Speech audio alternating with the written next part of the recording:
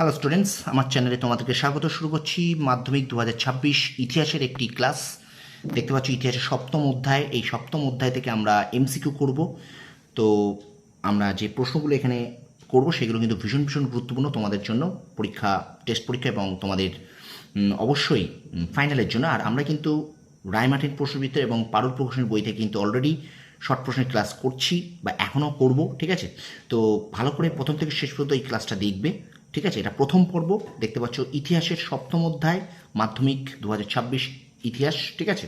তো সপ্তম অধ্যায় থেকে এমসিকিউ পার্ট 1, অর্থাৎ এটা প্রথম পর্ব। চলো শুরু করি ক্লাসটি। দেখো সপ্তম অধ্যায় থেকে, ইতিহাসের সপ্তম অধ্যায় থেকে দেখো, প্রথম বয়কট আন্দোলনের ডাক দেন কৃষ্ণকুমার মিত্র। পরের প্রশ্ন, বঙ্গলক্ষ্মীর ব্রতকথা রচনা করেন রামেন্দ্র সুন্দর ত্রিবেদী। সরলা দেবী চৌধুরানী লক্ষ্মীর ভাণ্ডার গড়ে তোলেন দেশীয় পণ্য বিক্রয়ের জন্য। পরের প্রশ্ন, স্বদেশি পণ্য বিক্রয়ের জন্য। সরলা দেবী চৌধুরানী লক্ষ্মীর ভাণ্ডার গড়ে তোলেন স্বদেশি পণ্য বিক্রয়ের জন্য। পরের প্রশ্ন দেখো, ভারত স্ত্রী মহামণ্ডল প্রতিষ্ঠা করেন সরলা দেবী চৌধুরানী। সখী সমিতি গঠন করেন স্বর্ণকুমারী দেবী।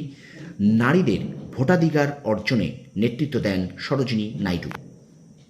আচ্ছা, পরের প্রশ্ন দেখো এবার, ভারতী পত্রিকার সম্পাদিকা ছিলেন Sarala Devi Chaudhurani. All India home rule league প্রতিষ্ঠা করেন অ্যানি বেসান্ত। নারী সত্যাগ্রহ সমিতি প্রতিষ্ঠিত হয়েছিল আইন অমান্য আন্দোলনের সময়। নারী সত্যাগ্রহ সমিতি গড়ে তোলেন বাসন্তী দেবী। নারী সত্যাগ্রহ সমিতির সম্পাদিকা ছিলেন শান্তি দাস। নারী কর্ম মন্দির প্রতিষ্ঠা করেছিলেন উর্মিলা দেবী। ঠিক আছে, তোমরা ভিডিওটাকে একটু শেয়ার করে দাও, অবশ্যই লাইক করবে, ঠিক আছে? আর আমার চ্যানেল নতুন হলে অবশ্যই চ্যানেলটাকে সাবস্ক্রাইব করো, পাশে থাকা বেল আইকনে প্রেস করে রাখো। সপ্তম অধ্যায় থেকে আমরা পড়ছি এমসিকিউ ইতিহাসে, ওকে? সপ্তম অধ্যায় দেখো, পরের প্রশ্ন, আইন অমান্য আন্দোলনের সঙ্গে যুক্ত ছিলেন কমলা দেবী চট্টোপাধ্যায়। মাতঙ্গিনী হাজরা ভারত ছাড়ো আন্দোলনে অংশগ্রহণ করেছিলেন, যে স্থানে তমলুক। ভারত ছাড়ো আন্দোলন ভোগেশ্বরী ফুকননি শহীদ হয়েছিলেন আসামে। ভারত ছাড়ো আন্দোলনের একজন দলিত নেত্রীর নাম হলো শান্তাবাই ভালেরাও। মাদাম কামা তেরঙ্গা জাতীয় পতাকা উত্তোলন করেন জার্মানিতে। ভারতের প্রথম ছাত্রী সংগঠনের নাম হলো দীপালি ছাত্রী সংঘ। দীপালি সংঘ প্রতিষ্ঠিত হয় 1923 খ্রিস্টাব্দে। দীপালি সংঘের মুখপত্র ছিল জয়শ্রী। আচ্ছা, জয়শ্রী পত্রিকা প্রকাশ করেন লীলা নাগ রায়। বাংলার গভর্নর স্ট্যানলি জ্যাকসনকে হত্যা করার চেষ্টা করেন বীণা দাস। বীণা দাস, ঠিক আছে? আচ্ছা, বীণা দাস বাংলার ছোট লাট স্ট্যানলি জ্যাকসনকে হত্যা করার চেষ্টা করেন 1932 খ্রিস্টাব্দে।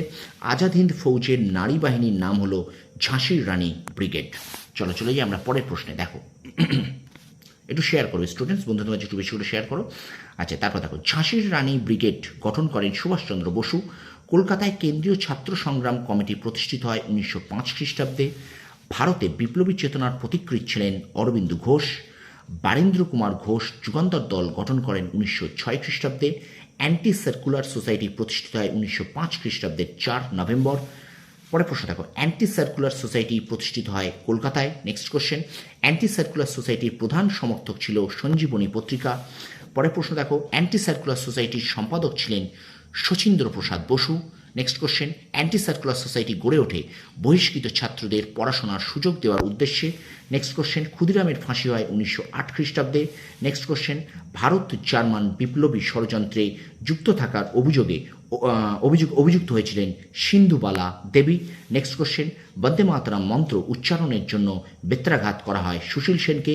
এবং আজকের প্রথম পর্বের শেষ প্রশ্ন, অর্থাৎ সপ্তম অধ্যায়ের শেষ প্রশ্ন, চট্টগ্রাম অস্ত্রাগার লুণ্ঠনে নেতৃত্ব দেন সূর্য সেন। তো স্টুডেন্টস, এই ছিল তোমাদের ইতিহাসের সপ্তম অধ্যায় থেকে এমসিকিউ প্রথম পর্ব। ভিডিওটা ভালো লাগলে লাইক করবে, কমেন্ট করবে, বন্ধুদের মাঝে বেশি করে শেয়ার করবে।